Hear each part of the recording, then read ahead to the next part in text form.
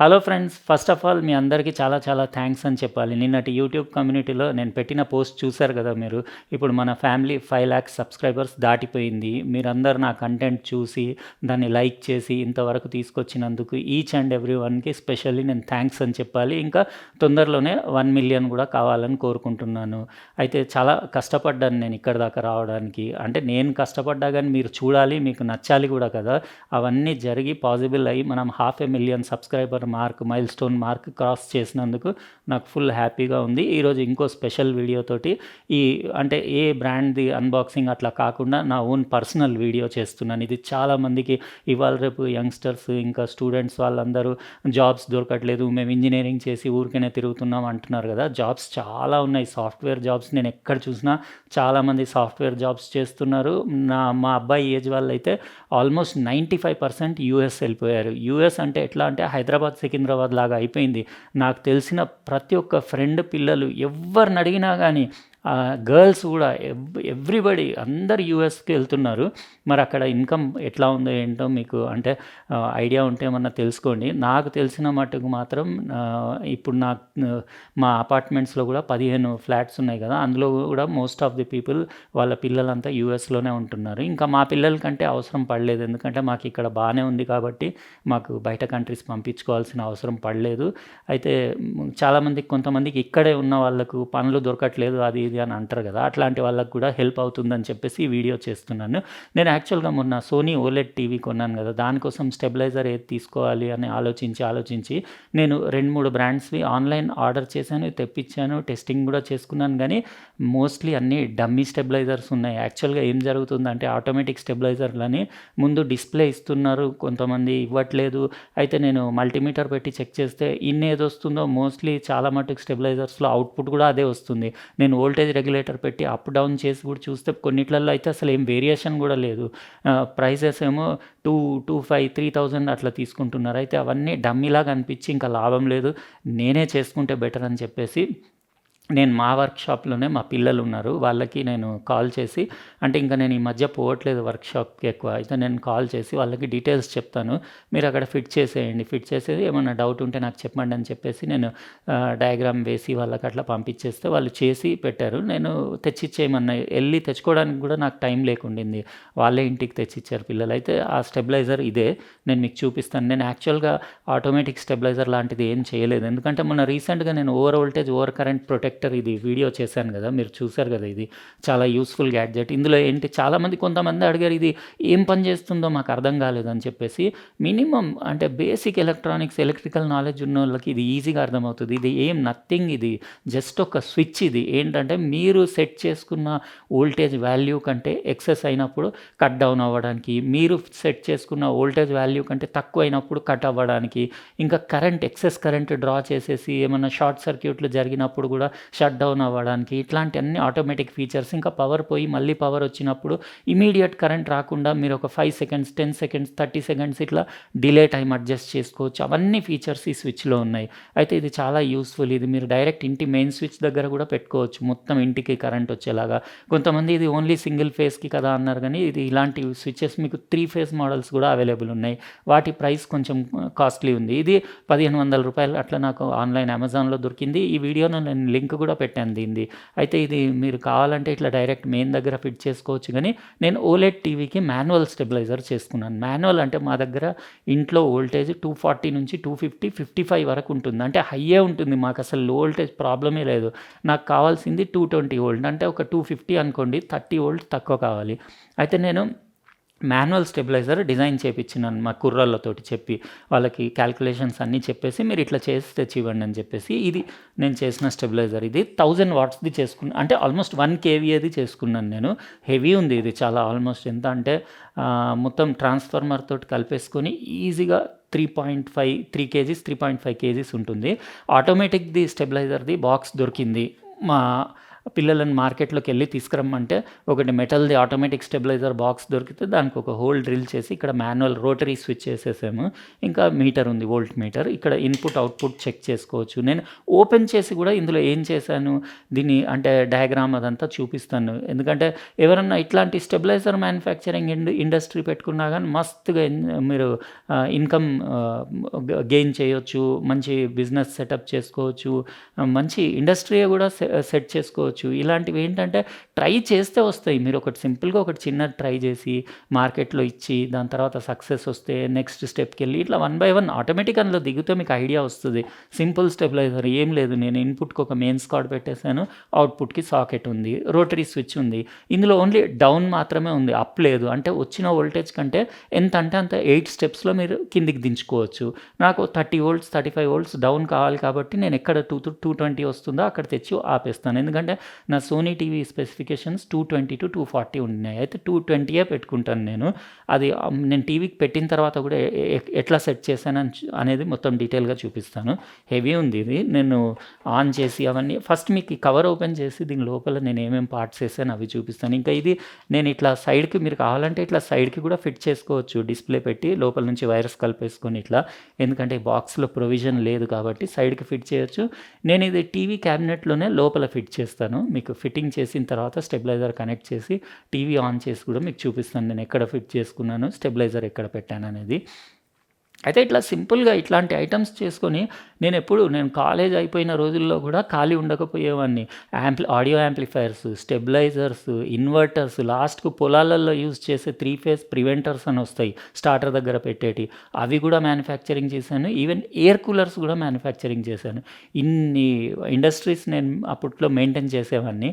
ఇంకా ఇట్లా ఏజ్ పెరిగినా కొద్దీ ఇంకా అవన్నీ మనతోటి కాదని ఒకటి కట్ చేసుకుంటూ వెళ్ళిపోయాను నేను. ఎందుకంటే ఇంకా మా పిల్లలు అందులో ఇంట్రెస్టెడ్ లేరు, వాళ్ళు వేరే సైడ్ ఎక్కువ ఇంట్రెస్ట్ చూపిస్తున్నారు. ఇటు సైడ్ అంటే ఇంకా మళ్ళీ మొత్తం బిగినింగ్ నుంచి రావాలి. వాళ్ళకు వచ్చు కంప్లీట్ నాలెడ్జ్ అంతా నాతో ఇండస్ట్రీకి వచ్చేసి నాతో తిరిగి అవన్నీ నేర్చుకున్నారు. కానీ మధ్యలో కరోనా లాక్డౌన్ వల్ల కూడా 1.5 year మొత్తం మా ఇండస్ట్రీ క్లోజ్ ఉండడం వల్ల కొన్ని అంటే బ్రేక్ వచ్చింది మధ్యలో.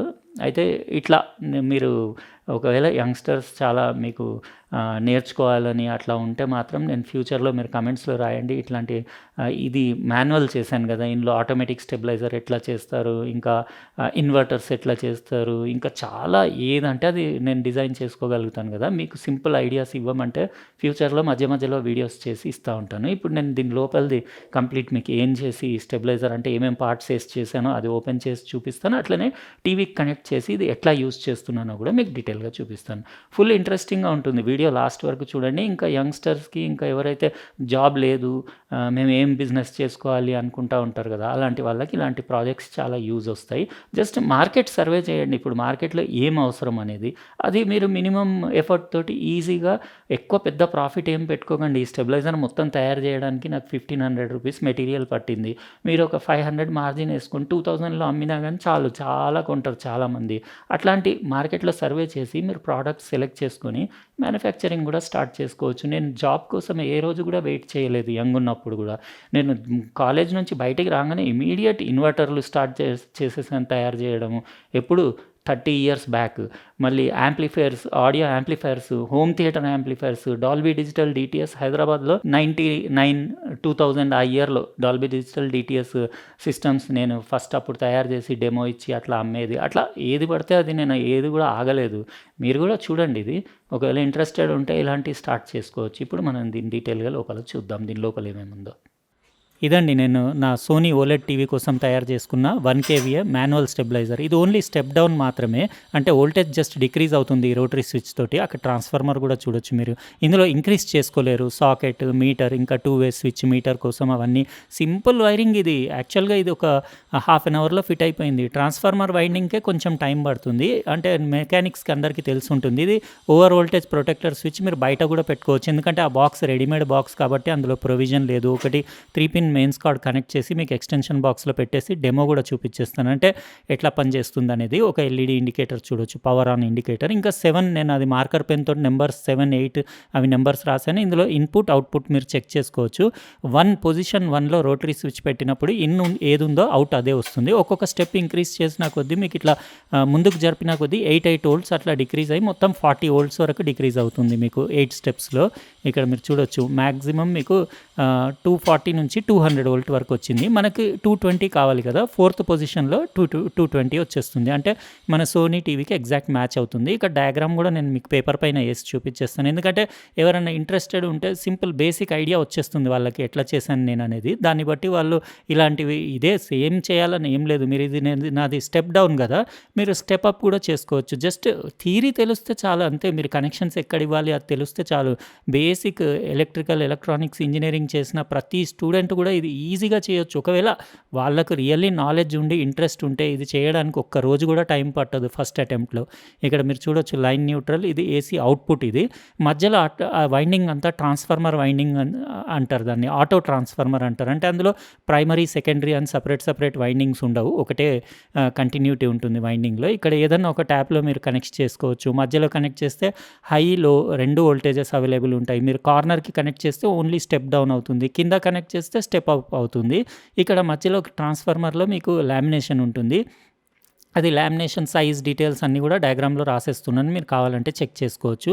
1 kVAకి డిఫరెంట్ సైజ్ ఉంటుంది. 0.5 అంటే మీకు 500 వాట్స్ ట్రాన్స్ఫార్మర్ అంటే వేరే సైజ్ ఉంటుంది. ఇక్కడ నేను ఎన్నెన్ని టర్న్స్కి ట్యాపింగ్ తీసింది కూడా ఇక్కడ చూపిస్తాను. ఇది ఎలక్ట్రికల్ నాలెడ్జ్ ఉన్న వాళ్ళకి ఎవరికైనా ఈ డయాగ్రామ్ చూపించేస్తే వాళ్ళకి ఈజీగా అర్థమైపోతుంది. వైండింగ్ చేయడానికి కూడా పెద్ద టైం ఏం పట్టదు. ట్రాన్స్ఫార్మర్ వైండింగ్ మిషన్లు కూడా ఇవాళ రేపు చాలా చీప్ ఉన్నాయి. మీకు బేసిక్ వైండింగ్ మిషన్ వచ్చేసి 2500లో కూడా అవైలబుల్ ఉంది. ఇది రోటరీ స్విచ్, మీకు 8 పొజిషన్స్ ఉంటాయి. ఏ గేజ్ వైర్లు వాడానో కూడా అక్కడ పెట్టాను, నేను రాశాను, మీరు డయాగ్రామ్ చూసుకోవచ్చు. వోల్ట్ మీటర్ కనెక్ట్ చేయాలంటే మీరు జస్ట్ 2 వే స్విచ్ పెట్టేసి ఒకటి ఇన్పుట్ ఒకటి అవుట్పుట్లో పెట్టేయాలి. మీటర్ది ఒకటి కామన్ వైర్ తెచ్చేసి న్యూట్రల్కి కనెక్ట్ చేసేయాలి, అంతే. నేను క్లారిటీగా డైరెక్ట్ డయాగ్రామే డ్రా చేసి మీకు చూపించేస్తున్నాను, ఎందుకంటే ఈజీ ఉంటుందని చెప్పేసి. ఇంకా మీరు అవుట్పుట్లో ఒక LED indicator, neon bulb indicator, ఏదైనా పవర్ ఇండికేటర్ అక్కడ అవుట్పుట్లో వేసేసుకోవచ్చు, అంటే పవర్ వస్తుందా లేదా అనేది. ఇన్పుట్లో మీరు కావాలంటే ఒక ఫ్యూజ్ ప్రొవిజన్ కూడా పెట్టుకోవచ్చు, ఎప్పుడన్నా షార్ట్ సర్క్యూట్ అయినప్పుడు అది. ఇక్కడ డీటెయిల్స్ మీరు చూడొచ్చు. ఇది 1 kVA మీకు మాన్యువల్ స్టెబిలైజర్ది. ఇందులో 0.5 కావాలన్నా 0.5 అంటే హాఫ్ కెపాసిటీది. నా టీవీఏ 500 వాట్ కాబట్టి నేను డబుల్ కెపాసిటీ చేసుకున్నాను, ఎప్పుడన్నా వేరే ఐటమ్స్ పెట్టినా కానీ మీకు యూజ్ రావాలని చెప్పేసి. 0.5 kVAకి ఈ మీకు ట్రాన్స్ఫార్మర్ డైమెన్షన్స్ ఇంకా దాని మెటీరియల్ తేడా ఉంటుంది. మీకు 0.5కి ఏది కావాలో కూడా అక్కడ రాసేసాను డయాగ్రామ్లో. జస్ట్ అది మాత్రం చేంజ్ చేసుకుంటే మీకు 500 వాట్ది కూడా తయారు చేసుకోవచ్చు. అయితే ఇక్కడ డయాగ్రామ్లో అన్ని డీటెయిల్స్ క్లియర్గా లామినేషన్ డీటెయిల్స్ దగ్గర నుంచి అన్నీ రాశాను, ఎలాంటి లామినేషన్ యూజ్ చేయాలి ట్రాన్స్ఫార్మర్కి అని చెప్పేసి.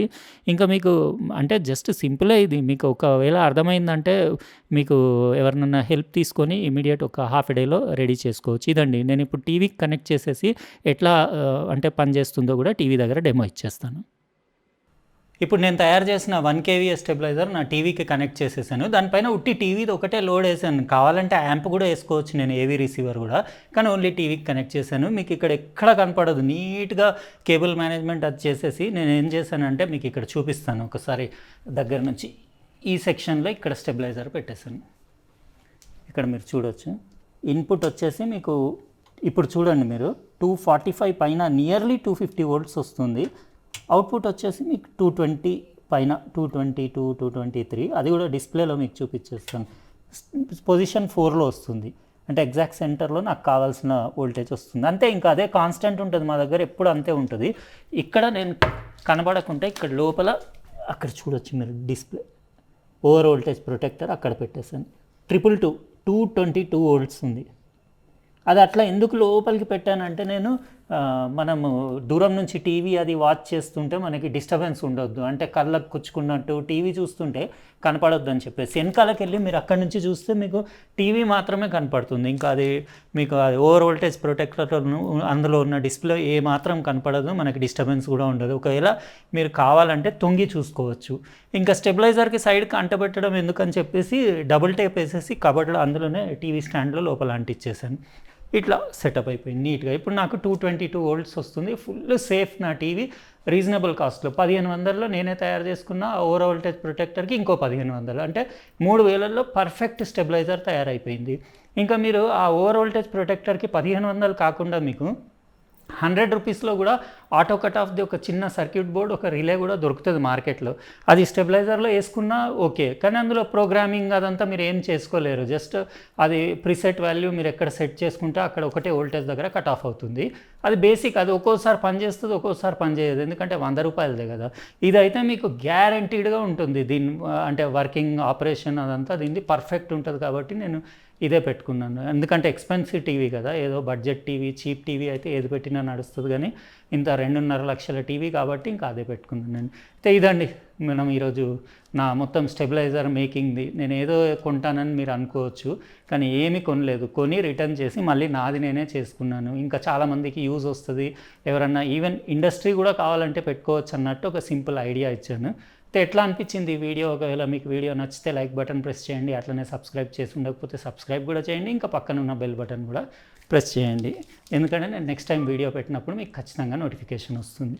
ఉంటానండి, ఇంకో ప్రోడక్ట్ తోటి వేరే వీడియోలో కలుస్తా. బాయ్.